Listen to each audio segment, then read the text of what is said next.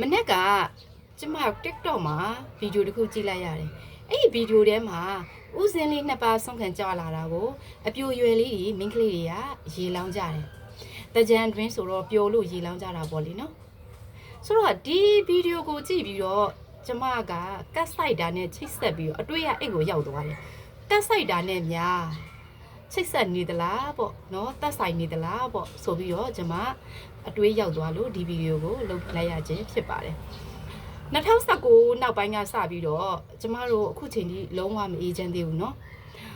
စစ်တမ်းခံရတယ်ကိုဗစ်တမ်းခံရတယ်ကဲအဲ့ဒါဖြစ်မပြီးသေးဘူးအခုတကယ်ကိုပြင်းထန်တဲ့ငလျင်တမ်းကိုကျမတို့ခံစားနေရတာဖြစ်တယ်တနိုင်ငံလုံးကတ်ဆိုင်နေကြတယ်ပေါ့နော်ဆိုတော့ကျမတို့တနိုင်ငံတည်းလားလို့မဟုတ်ဘူးတကွာလုံးမှာလည်းသူ့ဟာနဲ့သူတော့ကတ်ဆိုင်နေကြတာပဲပေါ့နော်ရာသီဥတုဒဏ်ကြောင့်ပျက်စီးတဲ့နိုင်ငံလည်းပျက်စီးတယ်စစ်ဒဏ်ကြောင့်ပျက်စီးနေတဲ့နိုင်ငံလည်းပျက်စီးနေတယ်လို့ပဲနောက်မီးလောင်လို့တို့ဟိုအမျိုးမျိုးပေါ့နော်သူ့ဟာနဲ့သူတော့တည်င်းမှာတော့တက်နေကြတာပဲပေါ့နော်ဆိုတော့အဲ့ဒါဒီလည်းပဲဒါဒီကဘာကြီးကပြောင်းလဲလာတယ်နီးပညာတွေထွန်းကားလာတယ်ကဘာကြီးရွာဖြစ်သွားတဲ့အခါကျတော့ကာရှော်တွေလည်းပြောင်းသွားတယ်နေပုံထိုင်မှုလည်းပြောင်းသွားတဲ့အခါကျတော့ဒီမြန်မာပြည်မှာလည်းပြောင်းလာတယ်ပေါ့နော်ပြောင်းသွားတယ်ဆိုတော့ကျမ spiritual နည်းအရာပြောမယ်ဆိုလို့ရှိရင်ကျမတို့သင်ယူခဲ့တဲ့ spiritual နည်းအရာကြည့်မယ်ဆိုလို့ရှိရင်အဲ့လိုကြောင့်အဲ့လိုမျိုးပြောင်းလဲလာတာမို့လို့ဒီလိုကတ်ဆိုင်လာရတာလားလို့ကျမတွေးမိနေတာဖြစ်ပါတယ်။ဘာလို့လဲဆိုရင်ကျမတို့ spiritual နီးမှာကျမတို့ဟာ unconditional love ဆိုတဲ့ချစ်ချင်းမေတ္တာကိုသင်ယူခဲ့ရတာဖြစ်တယ်။ adaptation ဖြစ်ရမယ် flexible ဖြစ်ရမယ်။အပင်တက်ရှိတက်မဲ့တတ္တဝါအားလုံးအပေါ်မှာချစ်ချင်းမေတ္တာပေးနိုင်ရမယ်ဆိုပြီးတော့ကျမတို့သင်ခဲ့ရတယ်။အဲ့ဒါနံပါတ်1ပေါ့နော် spiritual ရဲ့နံပါတ်1စီမင်းစီကံကအားလုံးကိုချစ်ချင်းမေတ္တာပေးနိုင်ဖို့ဖြစ်တယ်နံပါတ်2စီမင်းစီကံကဘာလဲဆိုတော့ကျမတို့ရဲ့အိမ်နောက်ဆက်ကိုရှာဖွေဖို့ဖြစ်ပါတယ်ရှင်ကျမတို့ရဲ့အိမ်နောက်ဆက်ဆိုတာဒီကျမတို့ရဲ့ reality ကျမတို့ရဲ့အစစ်အမှန်ကိုရှာဖို့ဖြစ်ပါတယ်ဆိုတော့လူတယောက်ချင်းစီမှာပဲဖြစ်ဖြစ်နိုင်ငံတနိုင်ငံမှာပဲဖြစ်ဖြစ်သူ့ရဲ့အစစ်အမှန်သူ့ရဲ့ identity ဆိုတာရှိပါတယ်ကျမတို့လူသားတယောက်ချင်းစီတိုင်းမှာကျမတို့ဘလို့ပဲဝစ်စားဆင်ရင်နေပလေစီတိုးတိုးပြက်ပြက်နဲ့ပဲနေမြမရိုးရဝစ်စုံနဲ့ပဲနေဒီအမျိုးသမီးကိုမြမဝစ်စုံရိုးရိုးလေးဝစ်ထားလို့သူ့ရဲ့ character သူ့ရဲ့ဗီဇလေးကအရန်ကောင်းတယ်လို့ကျမတို့ပြောလို့မရတယ်လို့တိုးတိုးပြက်ပြက်ပြီးဝစ်ပြီးတော့နေလို့လေဒီကောင်မလေးကမိမပြက်ပါလို့ကျမတို့ပြောလို့မရဘူးအဲ့ဒါကိုပြောချင်တာဖြစ်တယ်ပေါ့နော်ဆိုတော့ကျမတို့ခင်းတဲ့အညီနေပုံထိုင်ပုံသွားပုံလာပုံတွေကိုရတယ်ခင်းတဲ့အညီ adaptation လုပ်လို့ရတယ်ဒါပေမဲ့ကျမတို့ရဲ့အစစ်အမှန် reality ကိုတော့ကျမတို့ပြောင်းလို့မရဘူးကျမတို့ရဲ့ reality ကိုကျမတို့ရှာဖွေရမယ်သိအောင်ရှာဖွေရမယ်ထိန်းထားရမယ်ကျမတို့ဒီ reality ကိုကျမတို့ထိန်းနိုင်မှသာလျှင်ကျမတို့တည်မြဲခြင်းဆိုတဲ့အရာကိုရရှိမယ်ဆိုပြီးတော့ကျမတို့သင်ယူခဲ့ရတယ်ပေါ့နော်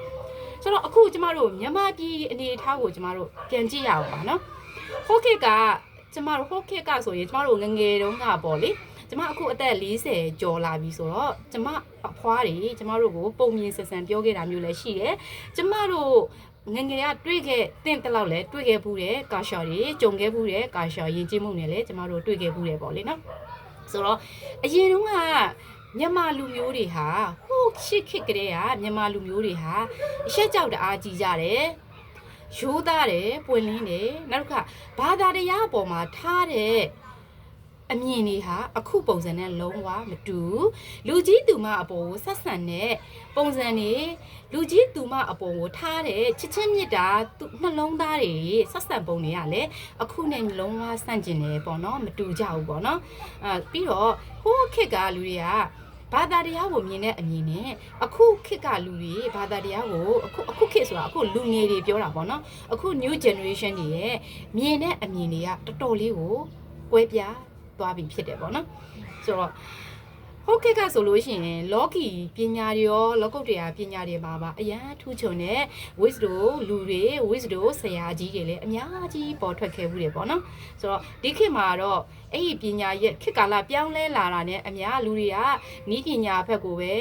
ဦးစားပေးပြီးရောက်သွားတဲ့အခါကျတော့သာသနာရေးလေ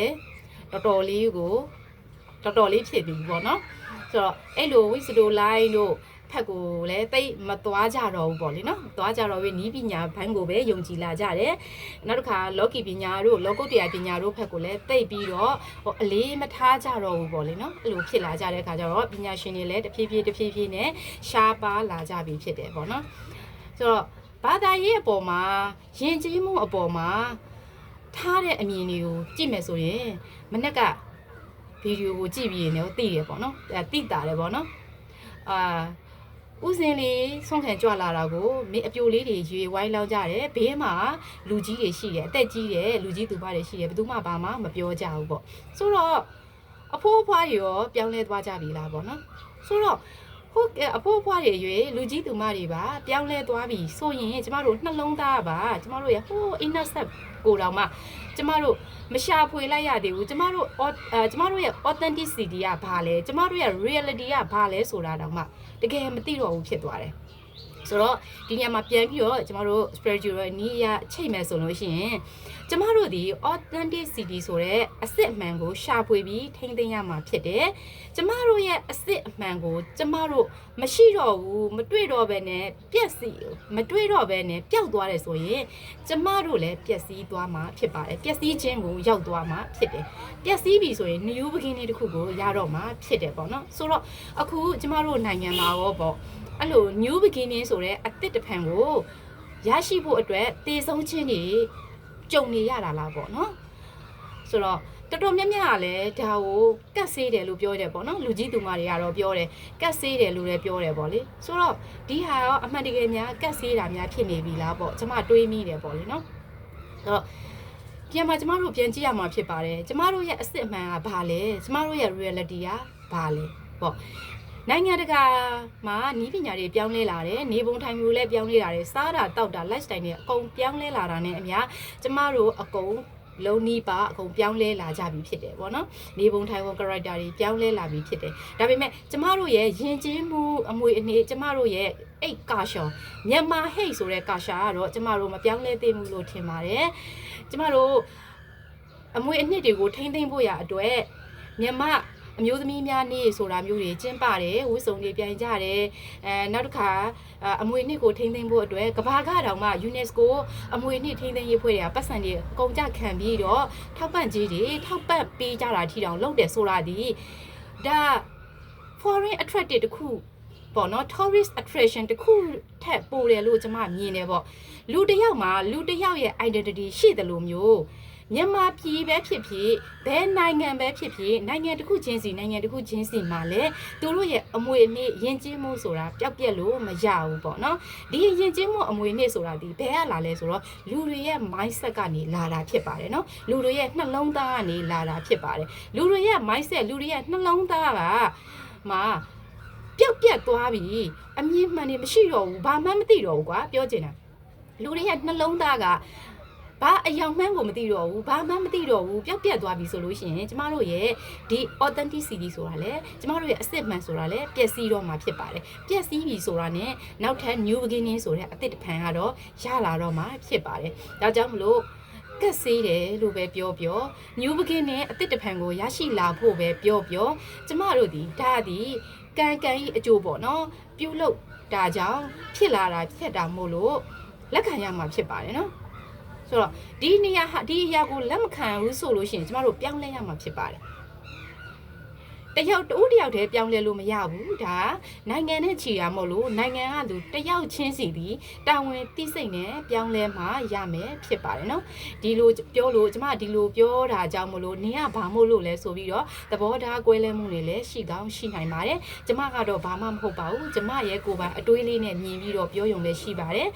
အပြုတ်သဘောလေးနဲ့ကြည့်ပြီးတော့ဝေဖန်ပေးပါလို့ပဲကျမပြောချင်ပါတယ်ဒီအချိန်မှာကအားလုံးကစိတ်တန်ရာကိုယ်စီနဲ့မို့လို့အရန်လဲ sensitive ဖြစ်နိုင်ပါတယ်ပြီးတော့ဒီအချိန်ကစိတ်ကိုအေးအေးချမ်းချမ်းလေးထားပြီးတော့တကယ်ကိုသုံးသပ်ရမယ့်အချိန်လေးဖြစ်ပါတယ်နော်